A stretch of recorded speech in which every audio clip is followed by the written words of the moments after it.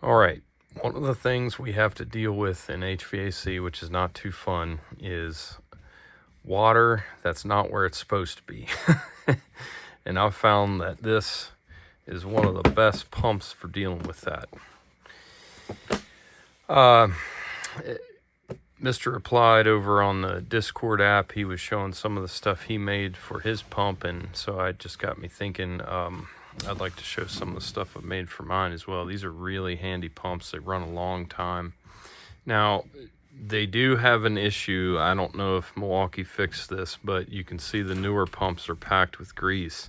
It's because that little like spring in the cup seal, or the shaft seal I should say, tends to corrode out. So it's good to take this whole thing apart and pack a bunch of grease on this side and the back side probably every season.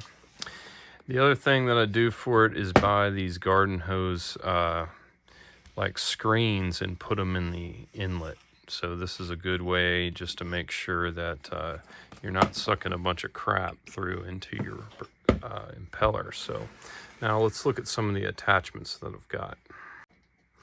Okay, these are the hoses I use, which are washing machine hoses, and you're not going to get as much flow as you would out of a garden hose, but they're really flexible, really easy to roll up, and they just come in handy. I sometimes cut them at a sharp angle if I need to like push them into a tight space. This is a nice hose right here. It's a silicone, but if you buy a silicone hose, you want to get one that has a thick wall so it doesn't kink as easy. You can see this one kinks pretty easily. And the great thing about these washing machine hoses is they're 3/8 ID, so you can easily make couplings to attach your hoses and extend them and all of that. Here's one other hose that I use, well, not on the pump, but for condensate issues.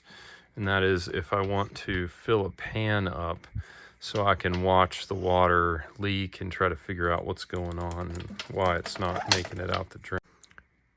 Here's the kit I use with my condensate pump, and I just keep all my stuff in these canvas bags. I really like them.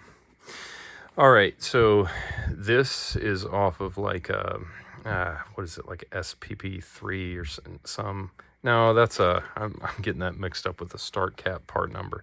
But anyways, you know the float switches that come with these, and that is because a lot of times on a drain, like you can end up having a T type situation, and installers will put like a blowout. Well, if you just blow CO2 down into here, it can go back towards the coil of the unit and not out towards your clog, and that's where this comes in handy, because you can just kind of like push it down in there. So I keep one of these in the bag. Of course, rags. I keep one of these blue straps because, especially when you're dealing with VRF units up in the drop ceiling, it's really nice to hang your pump. Because normally there's nowhere to set it, and you definitely don't want to be setting it on ceiling tiles. I keep Nylog because it's a great lubricant for PVC. Well, maybe technically it's not because it's oil-based, but I've just found that it really doesn't corrode PVC. I make these little containers for condensate tabs. A lot of times when you're in a hot attic, a lot of this stuff I made when I was in residential, because when you're in a hot attic, let me tell you something. You want to get in there with absolutely everything you need, make one trip, and then come out. There are some residential attics that are unbelievable. I just wish that the average person could see some of the horrible, horrible working conditions that HVAC people put themselves in. I keep a really long zip tie that is kind of clicked in, just a couple teeth. A lot of times I'll get in there with a knife. Anyways, these things make great snakes to just get in there and like drive it in. You can curl the end so that it'll go in there and just start to like push that clog through. A lot of times, you know, if you've got a P-trap like this kind of situation, your clog is actually going to be right there. So as long as you just have something that you can stick down in there, you can bust it free. Zip ties. There's some lube for the pump. It's not good to run it dry for too long. You can burn up the impeller. Now this is one of the coolest things that I made. And what this does is, let's just get rid of all that. Basically,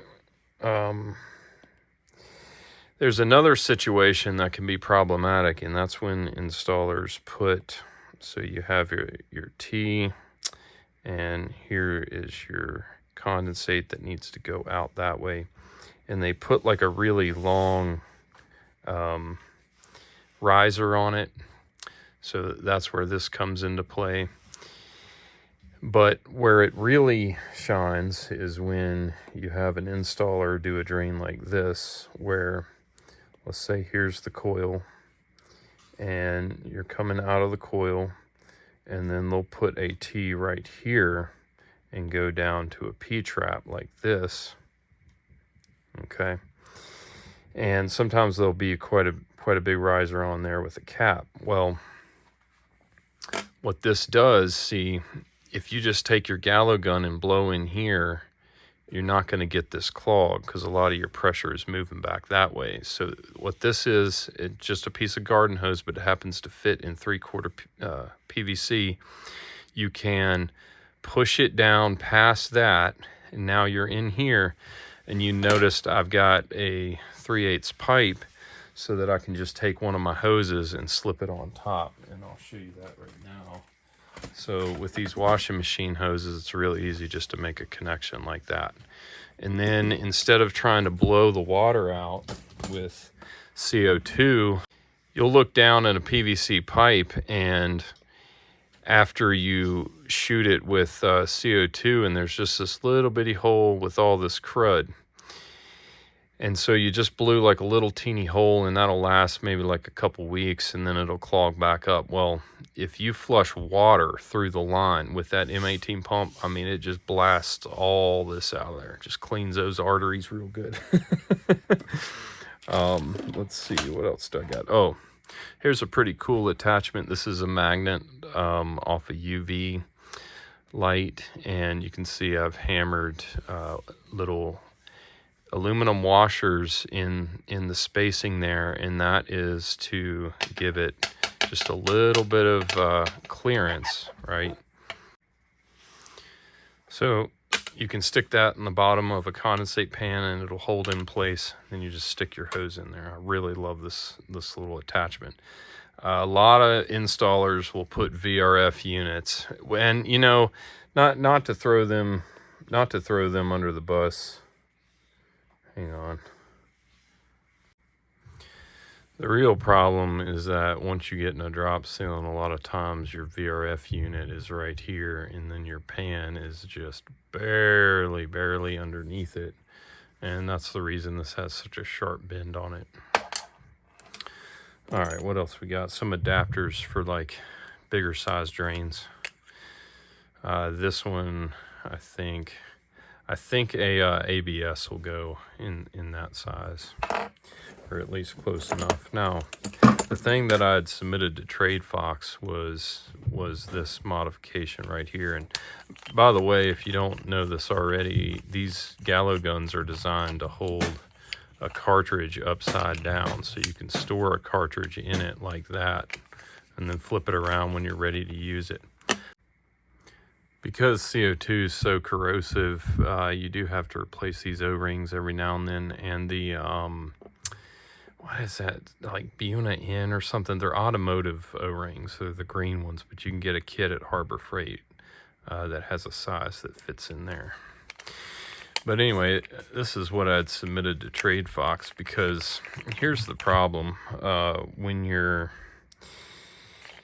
you've got that big old hose, you know, a lot of these drains are really fragile, and you've got your condensate pan right here, and here you are trying to make a seal, and you're pressing down real hard on this tube. Of course, you know, this is one of those scenarios I was talking about, but Anyways, let's just pretend we're going to try to do it with this attachment. We're pressing down.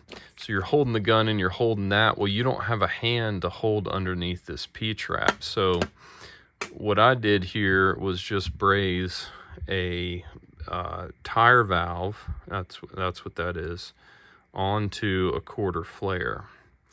And if you're wondering, when you get your tire valve, the best way to take the rubber off them, let me show you something. Here's a new one here, and here's a used one. You can see the bottom's cut off, but this rubber is ridiculously hard to get off if you do it the wrong way. You know, there's a lot of videos on YouTube where people are trying to cut it off. This is all you do is you hang it with a piece of wire in front of a blowtorch and you just walk away. And this rubber will turn into like almost like a black powder. I've done it dozens of times and it just falls off there. So that's how you get a clean brass piece to do your brazing.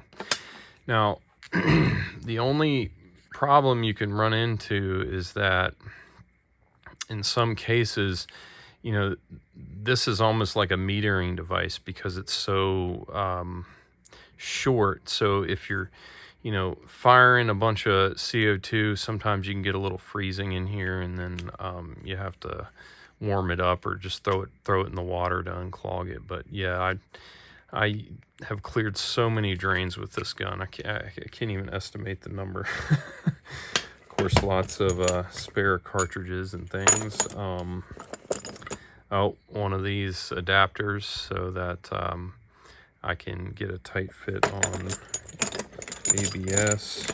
Don't ever use that ABS pipe. It's way too brittle. Always use thick wall PVC. This is just if I've got like a really, really nasty condensate pan. I don't see where my female adapter is, but I can try to filter it some before it gets to the main screen and the pump. And of course I keep these screens in like a little needle to swap them out. Because when you get a real nasty condensate pump or a pan where insulation is falling in, you got to clean this every now and then.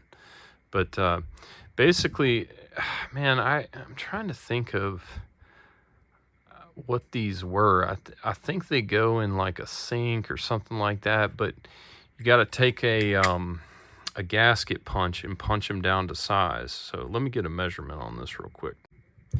Looks like I used probably like a 20 millimeter punch to make those fit. Let me show a few other little things. So it's nice to keep an easy trap brush. These are great for getting down in that P-trap as well.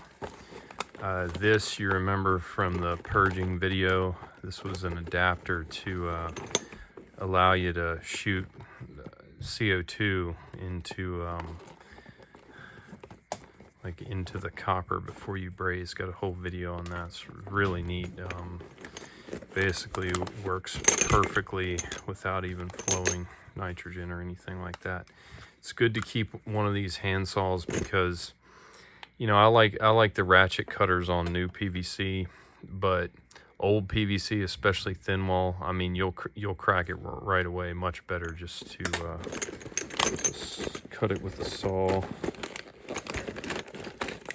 This is another version of the thing you saw with the hose. This was like the first prototype, but that's where I'm just cutting the end off of that little black piece I showed at the beginning and gluing them onto a piece of copper. So that worked really well.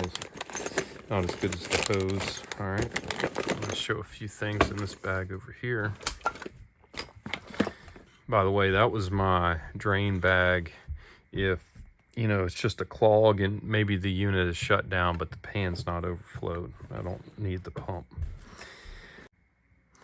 All right, the coolest thing in this bag by far is this, and I've showed this in numerous videos, but what this allows you to do, and I made a bushing for it so that it can do thin wall PVC. Anyways, this is made by Reed. There's a part number.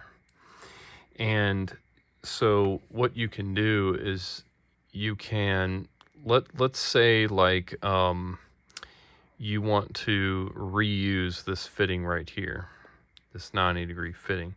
Well, you can cut the pipe, and then this will come in and just bore out the stub in here that's been glued and make a new socket. These are called socket savers. But I really do like the Reed brand. They're a lot better than the other style. I have a few things in here to get out. This brings me back to when I worked on a unit in a frat house. The whole basement was like flooded, smell like I probably smelled like beer for a week after I did that job. But they had been throwing a bunch of stuff in this closet and just snapped the drain off right here. And I've run into this multiple times in my career, so I just keep a few things. This right here is for sprinkler systems, and it's the bigger size that can get in there. If you need to get a grip on PVC, you know, this does tend to slip, and you don't really want to be hammering it because then you can crack the pan. What you do is heat this up with a torch, and it'll just like sink in there and make these deep ruts, and you'll be able to get that fitting right out. This is just a tap that I found at a pawn shop. It was like $1, so I just grabbed it because it works great too. Now these right here is another version of socket saver, and I've showed this in a video, but you can get these hot, and I made different sizes for different schedules and set them in there like that, and they'll bake the PVC, and then you just take needle nose and you can just wind this right out. And even if this has been glued nicely, it'll take this right out, because PVC gets like super flexible when it's warm.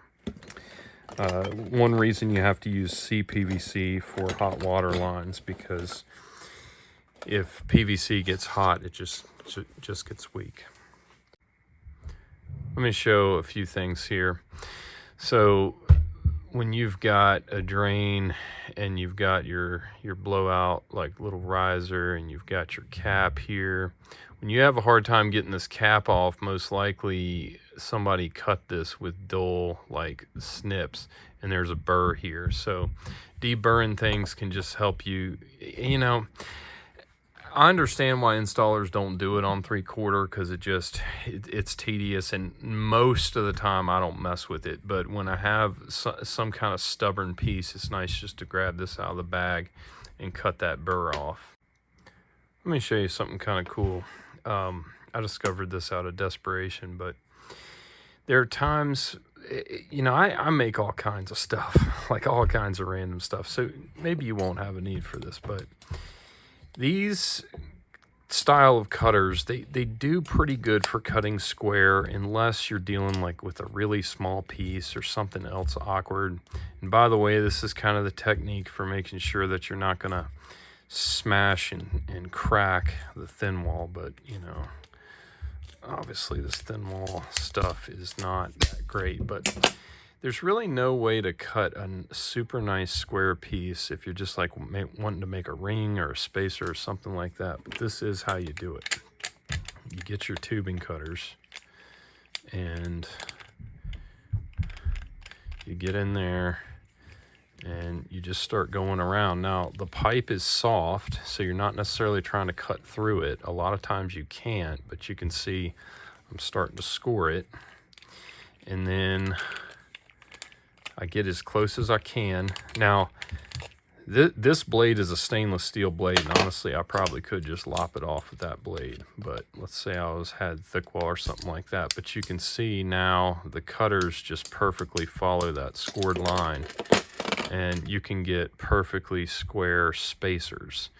And you know, honestly, foam blocks work better in condensate pans and stuff, but I've just had different times where I needed spacers, or I needed, for some reason, I just needed a really nice piece, and that's the best way to do it. So that's all my tips and tricks from years of being in the trade. Hopefully that stuff helped and you found it interesting. Let me know if you've made any kind of cool attachments or have any other ideas with how to deal with a lot of the condensate nightmares we deal with.